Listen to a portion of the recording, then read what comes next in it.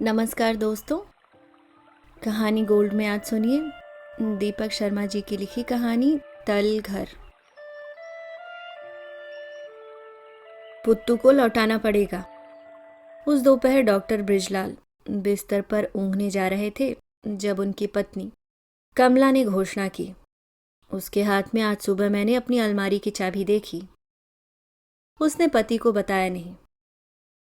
उसने पुत्तू को अलमारी की तिजोरी में रखी अपनी डायरी के साथ उसे रंगे हाथों पकड़ा था। पति से ज्यादा बात करने में उसे संकोच रहता। चाबी संभालने की जिम्मेदारी किसकी है? डॉक्टर बृजलाल ने पत्नी को घेरा। जिम्मेदारी तो मेरी ही है। कमला ने तुरंत अपना दोष स्वीकार कर लिया, हमेशा की तरह। फिर उसके हाथ में चाबी कैसे चली गई? पति झल्लाए। सुबह मैं अभी नहाकर निकली ही थी कि पुत्तू ने आन बताया। बगल वाली कविता बैठक में देर से बैठी है, सो उसे मिलने की जल्दी में मैं चाबी अपनी साड़ी में टांगना भूल गई। उस चाबी को लेकर कमला सचमुच ही सतर्क रहती थी। अव्वल तो अलमारी जब भी खोलती अकेले में खोलती और फिर प्रयोजन खत्म होते ही उसे तत्काल बंद कर देती। उसे कभी खुली नहीं छोड़ती। अलमारी से कुछ गया तो नहीं? डॉक्टर बृजलाल सशंकित हो गए। कमला के कई आभूषण उस अलमारी की तिजोरी में बंद थे। नहीं गया तो कुछ नहीं, मगर पुत्तू के हाथ में चाबी का रहना ठीक बात नहीं। उसे तो लौटाना ही पड़ेगा। आप बाबूजी को फोन मिला दीजिए।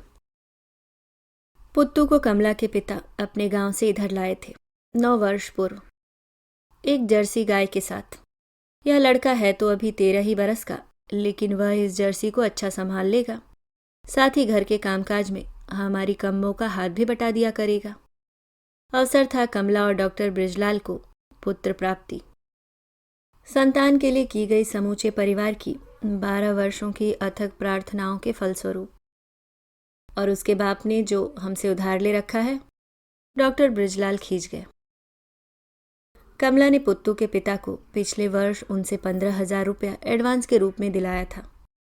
बचपन में ब्याह दिए गए पुत्तू की ब्याहता के गौने की तैयारी हेतु उसके पिता उधार गांव के अपने घर में एक नई कोठरी बनवाना चाह रहे थे। उसमें से अब 3,000 ही बचा रह गया है। उसे भी पूरा हो जाने दो। डॉक्टर बृजलाल ने जम्हाई ली। और अगर मैं बाबूजी से बोलूं पुत्तू के उधार का बकाया उधर उसके पिता से वसूल लाएं। कमला ने चिरौरी की। पुत्तू से वह छुटकारा पाना चाहती थी तत्काल। इस समय मैं सोऊंगा। डॉक्टर बृजलाल ने दूसरी जम्हाई ली। दोपहर के भोजन के बाद वे 1.5 घंटा जरूर आराम किया करते। शाम की चाय के बाद 5 बजे उन्हें अपने निजी क्लिनिक पर फिर जाना होता। और बाबूजी को फोन कब करेंगे? चाय के समय। ठीक है।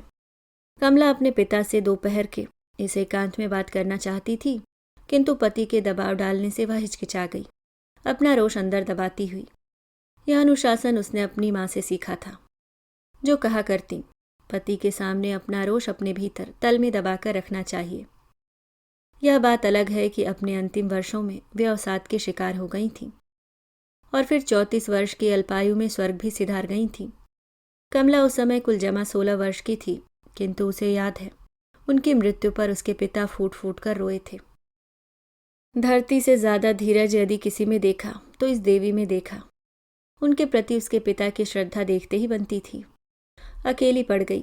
इकलौती उनकी कमला का वास्ता देकर उनके सगे संबंधियों ने उनका दूसरा विवाह करवाने के लाख प्रयास किए थे, किंतु वे नहीं माने थे। कमला को जरूर उन्होंने अगले ही वर्ष ब्याह दिया था और वह इधर चली आई थी। अब फोन करें?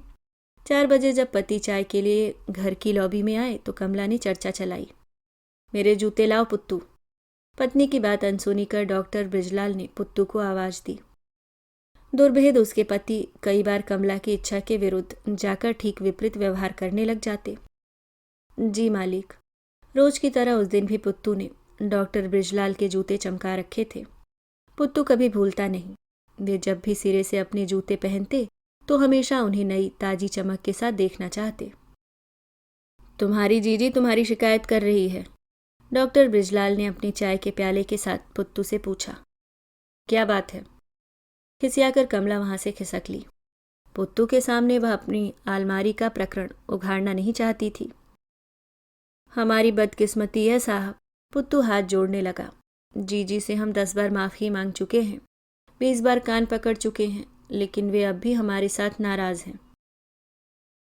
हम तो नहीं चाहते तुमसे वे नाराज़ रहें। हम तुम्हें यहाँ से भेजें। हमारे लिए तो तुम हमारे आलोक के दोस्त हो, हमारे टफ के दोस्त। बेशक वह जर्सी गाय अपनी टिकान के 5वें वर्ष बीमार पड़ गई थी और कमला के पिता उसे वापस अपने गांव लिवा ले गए थे, किंतु पुत्तू को उन्होंने यहीं छोड़ दिया था, पुत्री और दामाद के आग्रह पर। उन पिछले 5 वर्षों में पुत्तू ने रसोई ही का काम नहीं सीखा था और उनके नाती आलोक को स्कूल पहुंचाने लिवाने का काम भी उसी को सौंप दिया गया था। और उत्तरवर्ती 4 वर्षों में तो पुत्तू ने अपनी उपयोगिता का एक नया कीर्तिमान भी स्थापित किया था। परिवार के कुत्ते टफ के संबंध में डॉक्टर ब्रिजलाल अपने बेटे आलोक के 6ठे जन्मदिन पर उसके लिए मैस्टिफ नस्ल का एक पिल्ला लाए थे, जो पुत्तू के ही हाथों पला बड़ा था और इन 3 वर्षों में 2.5 फुट ऊंचाई और 84 किलो वजन प्राप्त कर चुका था। वह टफ नाम के उस मैस्टिफ को रोजाना ब्रश लगाने, खिलाने और टहलाने का जिम्मा तो पुत्तू का रहता ही। हर सप्ताह उसे नहलाने का कार्यभार भी उसने अपने कंधों पर ले रखा था, जो खिलवाड़ नहीं था। हम भी तो यहीं पड़े रहना चाहते हैं मालिक, कहीं नहीं जाना चाहते हैं। पुत्तू ने डॉक्टर ब्रिजलाल के पैर पकड़ लिए। फिर अपनी जीजी की अलमारी पर क्या करने गए थे? तुम्हें और रुपयों की जरूरत थी तो हमसे मांग लेते। नहीं मालिक, उनके पैर छूकर पुत्तू ने अपने कान पकड़ लिए। हमें और रुपए की जरूरत नहीं मालिक, हम तो सिर्फ जीजी की डायरी देखना चाह रहे थे। क्या तुम्हें उनके हिसाब पर यकीन नहीं, जो अपने उधार का बकाया उसमें देखने चल पड़े? घर के हिसाब किताब का जिम्मा कमला के पास रहा करता है और इस मामले में उसे कभी भूल न होती। जितना घर खर्च वह पति से पाती, उसके पैसे पैसे का हिसाब वह अपनी डायरी में दर्ज करती, रोज की रोज। फिर हर माह के अंत में वह डायरी पति के सामने जा रखती। आप भी देख लीजिए, मेरे जोड़ और मन भी सब सही हैं या नहीं, और वे हमेशा सही ही निकलते। नहीं मालिक, हम जीजी की हिसाब की डायरी की बात नहीं कर रहे, हम उनकी दूसरी डायरी की बात कर रहे हैं। दूसरी डायरी? डॉक्टर ब्रिजलाल की भ्रुकुटी तन गई। तुम्हारी जीजी कहीं दूसरी जगह भी घर का हिसाब रखती हैं? नहीं मालिक, उस डायरी में वे कुछ और ही लिखा करती हैं। और क्या? हम नहीं जानते मालिक, बस आज पहली बार देखने चले गए थे कि पकड़े गए। ठीक है, तुम अंदर से जीजी को मेरे पास भेजो, मैं उससे बात करूंगा। पत्नी की डायरी डॉक्टर ब्रिजलाल तुरंत बाँच लेना चाहते थे। आओ, अपनी अलमारी की चाबी इधर लाना। पत्नी को सामने पाते ही वे लॉबी की कुर्सी से उठ खड़े हुए। अपने क्लिनिक लेकर जाएंगे? कमला ने हंसकर उन्हें टाल देना चाहा। यहाँ तुम्हारी अलमारी की बात हो रही है, मेरे क्लिनिक की नहीं। डॉक्टर ब्रिजलाल कठोर हो लिए। लीजिए। भयाकुल अवस्था में कमला ने साड़ी की कमर में रखी वह चाबी पति की ओर बढ़ा दी। पति की आज्ञा वह कभी टालती नहीं, वरना कई बार उसे गंभीर परिणाम भुगतने पड़ते, कुछ प्रत्यक्ष कुछ अप्रत्यक्ष। डॉक्टर ब्रिजलाल चाबी पर झपटे और अपने कमरे की ओर लपक लिए। कमला उनके पीछे पीछे चली आई, डरती कांपती। एक झटके के साथ डॉक्टर ब्रिजलाल ने पत्नी की अलमारी खोली और उसका सामान नीचे पटकने लगे। मुझे बताइए, अपने कपड़ों की दुर्गति कमला से देखी नहीं गई। आप क्या ढूंढ रहे हैं? वह डायरी जो तुम छिपाकर लिखती हो और छिपाकर रखती हो। किसने कहा आपसे? पुत्तू ने। लेकिन उसमें तो कुछ भी नहीं। वही तो मुझे देखना है, कहाँ है वह? मेरी तिजोरी में रखी है। उसे अपने जेवर के साथ रखती हो? इतनी कीमती है वह? हचकेदार एक झोंके के साथ डॉक्टर ब्रिजलाल ने अलमारी की तिजोरी का दरवाजा खोला। कमला के आभूषणों के डिब्बों की आड़ में जिल्दबंद एक डायरी रखी थी। अपने एक किनारे पर बने परिवेद में एक पेंसिल लिए डॉक्टर ब्रिजलाल ने उसे तिजोरी से निकाला और अलमारी की चाबी कमला की ओर फेंक दी। चाबी जमीन पर गिर गई, किंतु कमला ने चाबी पर तनिक ध्यान नहीं दिया और पति की ओर बढ़ गई। इसे देखकर क्या करेंगे? इसमें ऐसा कुछ नहीं। पढ़कर देखता हूँ क्या करता हूँ, क्या करूँगा। डॉक्टर ब्रिजलाल ने डायरी के पृष्ठ 1 बार पलटे, 2 बार पलटे, 3 बार पलटे और उनकी हैरानी बढ़ती चली गई। 1/4 खाली उस डायरी में शब्दों के स्थान पर लकीरें ही लकीरें बिछी थीं, पृष्ठ दर पृष्ठ, कुछ समस्तर, कुछ अनुलंब, कुछ दुहरी, कुछ तिहरी, तो कुछ 5 तही, कुछ 10 तही। तुम्हारा दिमाग फिर गया है? डॉक्टर ब्रिजलाल ताव खा गए। तुम्हारे बाबूजी को अब मैं फ़ोन लगाता हूँ, यहाँ बुलाता हूँ, यह डायरी दिखाता हूँ, बोलता हूँ आपकी बेटी पागल है, इसे यहाँ से लिवा ले जाइए। ऐसा मत करिएगा। कमला पति के पैरों पर गिर पड़ी। बाबूजी को यह हरगिज न दिखाइएगा, कुछ मत बताइएगा, वे घबरा जाएंगे। फिर समझाओ मुझे, इस घाल मेल का क्या मतलब निकलता है? क्या मतलब निकल सकता है? यही ना कि तुम पागल हो। यह एक खेल है जो मैं अपनी माँ के साथ खेला करती थी। कैसा खेल? तलघर का खेल। मेरी पेंसिल से माँ मेरी कॉपी में तरतीबदार कभी 8 खाने बनाती तो कभी 16। कहती ये हमारे तलघर के कमरे हैं। फिर हर कमरे की 2 दीवारों पर छाया कर देती और 2 दीवारें खाली रखती। फिर कहती सभी कमरों में हमें इस पेंसिल के सहारे इस तरकीब से डोलना फिरना है कि किसी भी कमरे में हमें दोबारा न जाना पड़े। पति के सामने कमला ने आलोक की प्लेबुक में दी गई एक मेज भूल भुलैया के खेल को चक्कर खिलाकर आगे बढ़ा दिया। मगर मुझे तो यहाँ कोई खाना नजर नहीं आ रहा। पत्नी की घुमावदार इस व्याख्या ने उनके क्रोधावेश में वृद्धि कर दी। सिर्फ लकीरें ही लकीरें हैं, और वह भी बेतरतीब। अलल टप्पू, अटकल पच्चू, अंडबंड।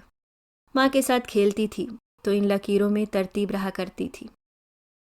कमला आंसू टपकाने लगी, पति का दिल पसीजने के प्रयास में। यह उम्र है तुम्हारी ऐसे उलझुल खेल खेलने की? डॉक्टर ब्रिजलाल ने वह डायरी जमीन पर पटक दी। 23-25 साल पहले मरी अपनी माँ को रोने की? आप ठीक कहते हैं। पति के पैरों से अलग होकर कमला हाथ जोड़कर अपनी दूसरी युक्ति प्रयोग में ले आई। मुझे माँ के ये खेल भूल जाने चाहिए। आप मुझे इस बार माफ़ कर दीजिए। अब मैं यह सब नहीं बनाऊंगी, कभी नहीं बनाऊंगी। वह जानती थी उसके भीतर तल के मार्गाधिकार उसके पास सुरक्षित थे और पति उसके मार्गपट तक से अनभिज्ञ थे। मैं तो हमेशा ही ठीक होता हूँ। डॉक्टर ब्रिजलाल थोड़ा नरम पड़ गए। ठीक सोचता हूँ। तो मुझे माफ़ कर दीजिए। मैं तो मूर्ख हूँ, महामूर्ख, जो हर समय गलत सोचा करती हूँ। गलत तो तुम हमेशा सोचती ही हो, गलत तो तुम हमेशा होती ही हो। डॉक्टर ब्रिजलाल अब भिन्न दिशा में चल पड़े थे। पुत्तू के बारे में भी आप ठीक कहते हैं। वातावरण को सामान्य स्थिति में लाने के लिए कमला ने जोड़ा, हमें उसे अभी अपने पास रहने देना चाहिए। बल्कि अभी क्या, 3-4 साल और उसे अपने पास टिकाए ही रखें। अब तो वह किराने की दुकान से घर का पूरा सामान भी लाना सीख गया है और फिर आलोक के साथ खेलता कूदता है। उसका बाल मित्र है, बचपन से उसे देखे भाले है। आप बाबूजी को फ़ोन नहीं करें तो अच्छा, और अपनी चाबी का मैं पूरा ध्यान तो अब रखूंगी ही। ठीक है। डॉक्टर ब्रिजलाल कमरे से बाहर निकल गए, लॉन की दिशा में, जहां आलोक और टफ फुटबॉल खेल रहे थे, पुत्तों की संगत में। देखो हमारे मालिक आ रहे हैं। लॉन में उन्हें आते देखकर पुत्तू ने टफ से कहा। टफ उनकी ओर लपक लिया, अपनी जुबान लपलपाता, अपनी दुम हिलाता, विद्युत गति से, अपने भूरे स्थूल सिर और काले थूथन के साथ। उसके छोटे कान नीचे की ओर लटक रहे थे। आप भी हमारे साथ खेलिए, आलोक ने पिता को निमंत्रण दिया। बस 1-2 गेंद ही खेल पाऊंगा। डॉक्टर ब्रिजलाल कुछ सहज हो लिए। मुझे अपने क्लिनिक भी तो पहुंचना है, 4:45 बजने ही को हैं। गाड़ी की चाबी लाएं साहब, पुत्तू ने कहा। अपनी कार्य क्षमता एवं स्फूर्ति का उदाहरण देने को कोई भी अवसर पुत्तू हाथ से जाने नहीं देता। हाँ ले आओ।